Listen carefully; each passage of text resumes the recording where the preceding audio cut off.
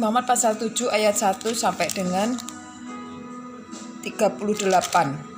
Muhammad pasal 7 ayat 1 sampai dengan 9, korban penebus salah. Inilah hukum tentang korban penebus salah. Korban itu ialah persembahan maha kudus. Di tempat orang menyembelih korban bakaran, disitulah harus disembelih korban penebus salah, dan darahnya haruslah disiramkan pada mezbah itu sekelilingnya. Segala lemak dari korban itu haruslah dipersembahkan, yakni ekornya yang berlemak dan lemak yang menutupi isi perut, dan lagi kedua buah pinggang dan lemak yang melekat padanya yang ada pada pinggang, dan umbai hati yang harus dipisahkan beserta buah pinggang itu. Haruslah imam membakar semuanya itu di atas mezbah sebagai korban api-apian bagi Tuhan. Itulah korban penebus salah. Setiap laki-laki di antara para imam haruslah memakannya. Haruslah ia dimakan di suatu tempat yang kudus. Itulah bagian maha kudus. Seperti halnya dengan korban penghapus dosa, demikianlah juga halnya dengan korban penebus salah. Satu hukum berlaku atas keduanya. Imam yang mengadakan pendamaian dengan korban itu, bagi dialah korban itu. Imam yang mempersembahkan korban bakaran seseorang, bagi dia juga kulit korban bakaran yang dipersembahkannya.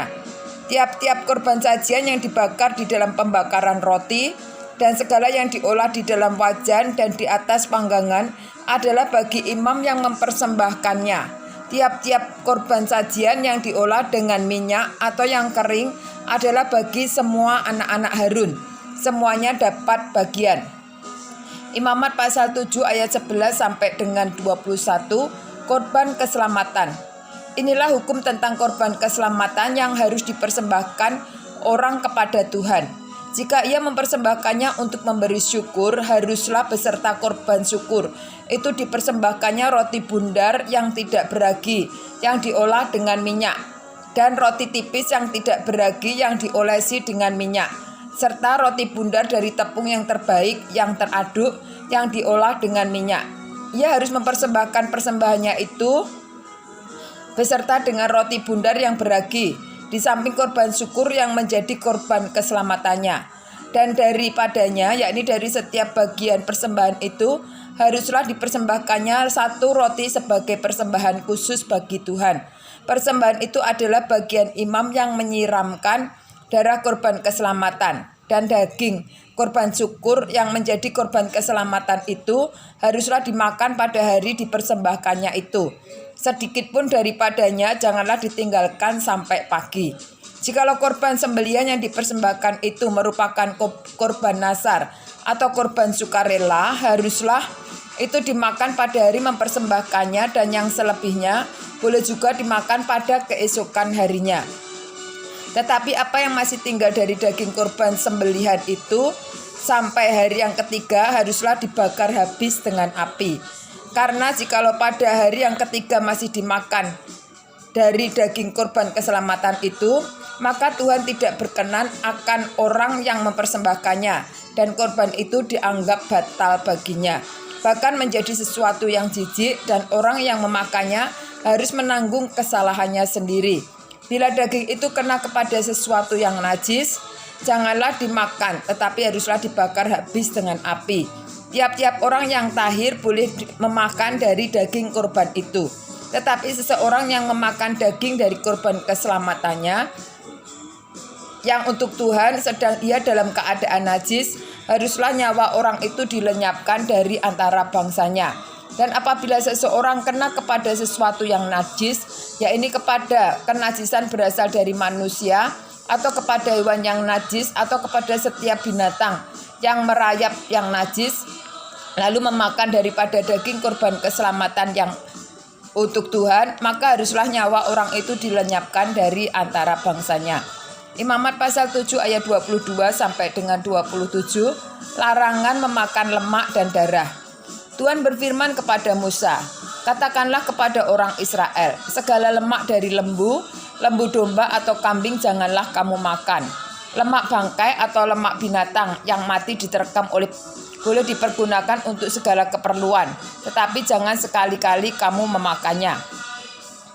Karena setiap orang memakan lemak dari hewan yang dipergunakan untuk mempersembahkan korban api-apian bagi Tuhan, nyawa orang yang memakan itu haruslah dilenyapkan dari antara bangsanya. Demikian jugalah kamu jangan memakan darah apapun di segala tempat kediamanmu, baik darah burung maupun darah hewan. Setiap orang yang memakan darah apapun, nyawa orang itu haruslah dilenyapkan dari antara bangsanya. Imamat pasal 7 ayat 28 sampai dengan 37. Bagian imam daripada segala korban keselamatan. Tuhan berfirman kepada Musa demikian, katakanlah kepada orang Israel, orang yang mempersembahkan korban keselamatannya kepada Tuhan, haruslah membawa kepada Tuhan sebagian dari korban keselamatannya itu sebagai persembahannya. Dan dengan tangannya sendirilah harus ia membawa segala korban api-apian Tuhan, apapun lemaknya.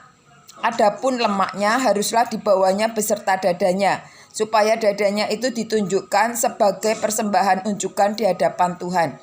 Lalu haruslah imam membakar lemaknya di atas mezbah, tetapi dadanya itu adalah bagian Harun dan anak-anaknya. Pada kanannya harus kamu serahkan kepada imam sebagai persembahan khusus.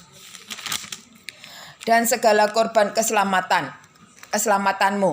Siapa dari antara anak-anak Harun yang mempersembahkan darah dan lemak korban keselamatan, maka dialah yang harus mendapat paha kanan itu sebagai bagiannya.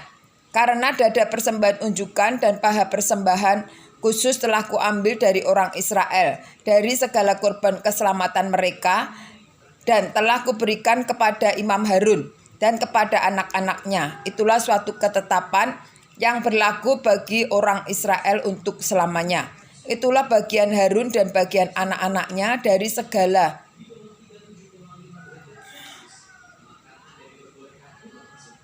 korban api-apian Tuhan pada hari mereka itu disuruh datang untuk memegang jabatan imam bagi Tuhan.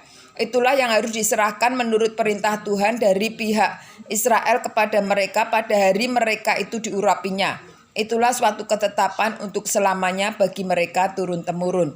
Itulah hukum tentang korban bakaran, korban sajian, korban penghapus dosa, korban penebus salah, persembahan pentahbisan, dan korban keselamatan yang diperintahkan Tuhan kepada Musa di atas gunung Sinai pada hari Tuhan memerintahkan kepada orang Israel mempersembahkan persembahan mereka kepada Tuhan di padang gurun Sinai.